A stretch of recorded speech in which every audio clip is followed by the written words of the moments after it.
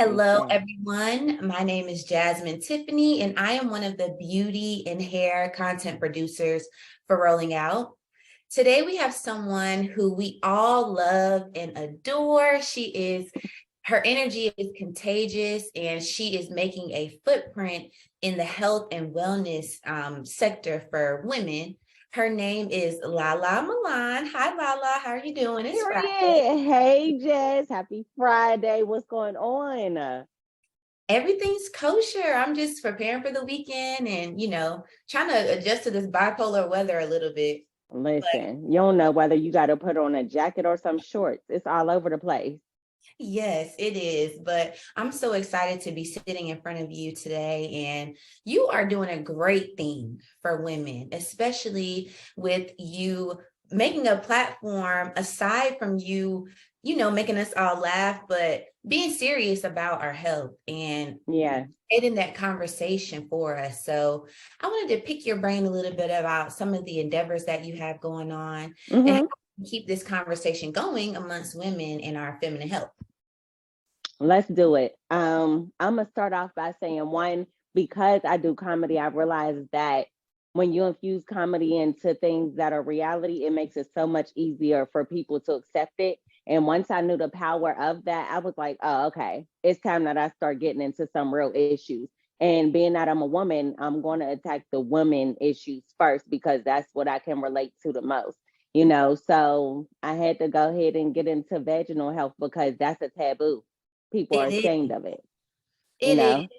The way that society or even just our own culture kind of puts it out there, we don't really take it serious, and it's like Mm-mm. it's more common than we're all women and we all experience different things. So can you talk to us a little bit about your journey to encouraging women to embrace their bodies and take advantage of supplements like what you offer with hmm vitamins? How did you arrive from that point in your career, making us laugh, to wanting to be more serious about it?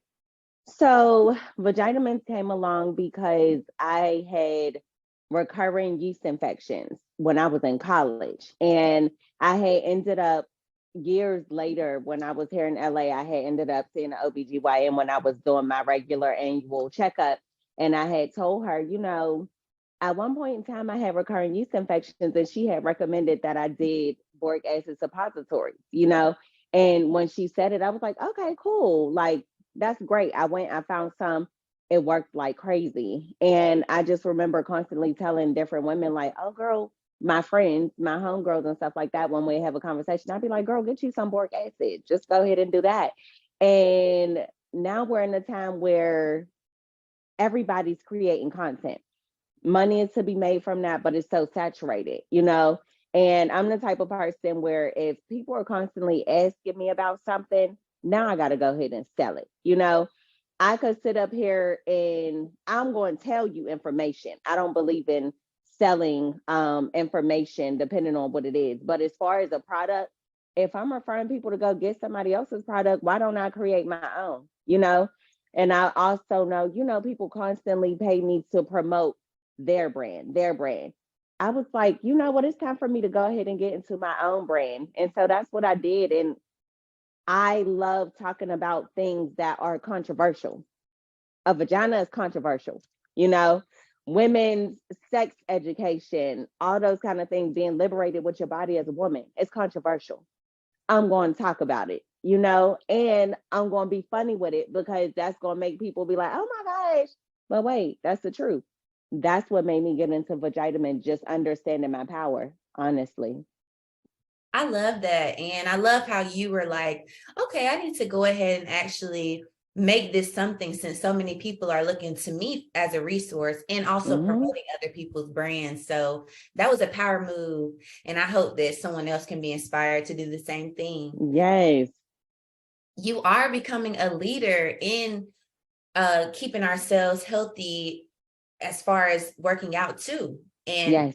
your feminine health. So can you talk to us a little bit about your consistency? Because I think that's the main thing with hmm staying healthy and being fit and changing hmm your body. At what point in your journey were you like, okay, I need a journal or accountability partner, or what did that look like for you to start that and actually be successful at it, because I love your platform. Thank you. So, girl, Fit Girl Bod had came about simply because, again, anytime somebody is looking at me for something, I'm going to go ahead and capitalize off of it. But also, too, because I'm a slim girl, right? So I'm naturally slim, and there's nobody who's talking about gaining weight. And for the longest, we will always see women trying to lose weight. And anytime a woman would say she wanted to gain weight, people would be like, here, just take some of my weight. Or, girl, don't worry about it. I'll give you. And it's like, it don't work like that. And you're clearly not taking me serious. So I wanted to basically create a safe space for women who wanted to gain weight or simply just consistently exercise to feel comfortable talking about their issues, but also seeing that it's doable, you know? So it, for me, had clicked when I was like, I want a bigger butt. And I saw this man, Rave Suave, training all these white girls, and he was making them get thicker. And I was like, if you could make a white girl get a butt, I know I you know. could do something for me because I'm supposed to have it naturally. You know, Becky and Susan, they coming out of nowhere looking like they got off the table, but they was straight up using weights and stuff. I said, I need parts. So once I saw how I could transform my body naturally just by being in the gym and adding protein and calories to my diet, I said, oh, somebody got to see this. Yeah. I I got to show the girls. And that's what ended up happening. So I did that, created that platform. I had that stint for a while, but now I just still consistently work out for myself, and I love it. That is so telling. I'm naturally small myself. I've tried Mhm. everything, who knows? But I Mhm. know that when your platform came forth, it was like the real deal. Like, this is in real time. And this is Mhm. someone who, just like me, naturally smaller, but you were able to accomplish so much and still so much more. So, Yeah, thank you. I appreciate that. I feel like a lot of women saw themselves in me when I was doing it. I feel like a lot of times I'm a voice for women who don't feel like other people see their struggles. I'm going to speak up about it. That's one thing about me, and I'm not going to sugarcoat it. And then I'm going to make a whole movement out of it. And then I'm going to say, y'all, this is our safe space. And I'm going to turn it into a community. That's what I do with everything that I'm passionate about. And every time I do that, I realize that the girls need a place to feel safe. So why not? absolutely. We definitely do. And you're doing a great thing for us by doing that. And speaking of that, it's Women's History Month, and we are still trucking towards equality and, being the leaders that we Mm-hmm. know we are. If you had a woman to say that you were inspired by, whether it's a family member or, someone in the industry, is there someone who you are inspired by, a woman? Plenty, plenty. The first couple ones that come to mind is Quinta Brunson, Issa Rae, because they have similar backgrounds, and just seeing where they've taken it to is everything to me. Niecy Nash, because she's an amazing friend, and just being able to witness her journey, even at this age, after the long amount of time that she's been in this industry, is inspiring. And of course, too, Sherry Shepherd. So those are the main ones who come to mind right now. But I can probably name even more. But the girls are out here, the women are out here womening. Like Yeah. they're going to go get it. You know what I mean? And it's inspirational to see all of them do it. Any woman that's Black and killing it, she inspires me, whether I know her or not. I love that. I have the same sentiments. I do. And I love the Mm-hmm. ones that you mentioned that inspired you as well. I think we're all, doing a great thing, no matter where we are in our paths. Right.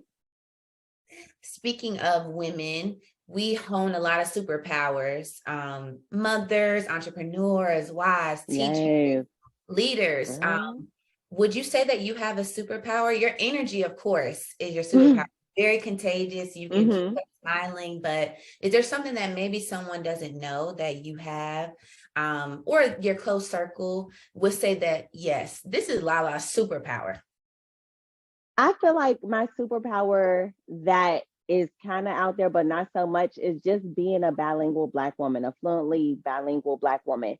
Speaking Spanish is really like a superpower that I get to use ever so often when somebody around me doesn't speak English, and I step up and I'm like, You need help, every once in a while I get to put that to good use, and they really make me feel like I'm superwoman because I saved the day. Like somebody couldn't effectively communicate and I was able to help them get their question or their point across. So I feel like that's my superpower in a sense, but that's one. And then also just being able to see the positive in everything. Oftentimes Black women are often rejected from things, and I'm like, you know what? This might not have been for me. And then I always figure out why I was not necessarily rejected, but redirected. So that's my other one that I feel like could be more, more said than a Spanish thing. Yeah, I feel like I've seen you speak Spanish in like some of your skits, but I thought Yeah. it was fake. I didn't know like I know because I play so much, people yeah, think, oh, she just being crazy. But was then my joking. Latinos come through like, period, Lala. Yeah, And I'm like, I love, yeah, too solid. Yes, I I love play it. so much that people can't tell when I'm serious or not. So yeah, that's why I never quite like figured out how to constantly put Spanish into my content and keep it to where people know like this is what I do.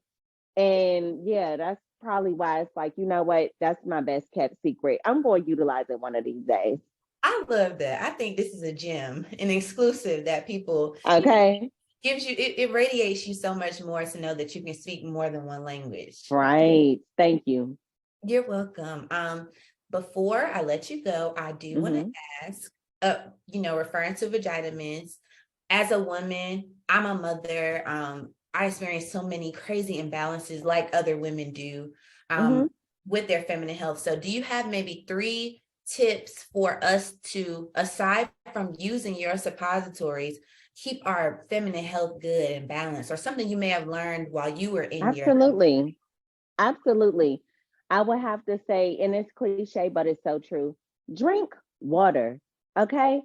Water is going to naturally filter your system out of toxins and things of that nature that might throw off your vaginal pH. And people always be thinking they drink enough water because they drink a bottle of water or something like that. You're supposed to be drinking upwards a half a gallon to a gallon a day. Okay. So drink water. Also, too, fruits and vegetables are very essential. You know, I like to drink all of my water with lemon in it simply because it's detoxifying and it's naturally regulating. And also, too, I would have to say, beware of the kind of soap that you're using on your body, but also your partner. People are like, but I use soap that's okay for me. Okay, now what about the guy who you messing around with? He using Axe body wash for men with that Irish strong Spring. cologne, Yeah. antibacterial soap, all that, and y'all getting it popping on a regular basis, and you wondering what's wrong, thinking he out here doing something, but really he just using that horrible garbage soap. Yes. You know, That is the tea. That really is. I think the conversation is for men and women. So I'm hoping we can reach that point where it's not so taboo, like you said earlier. Men, something I can say, shout out to the men because they are honestly starting to have these conversations. Mhm. Men are literally asking, like they're asking the questions so they can protect their woman's body.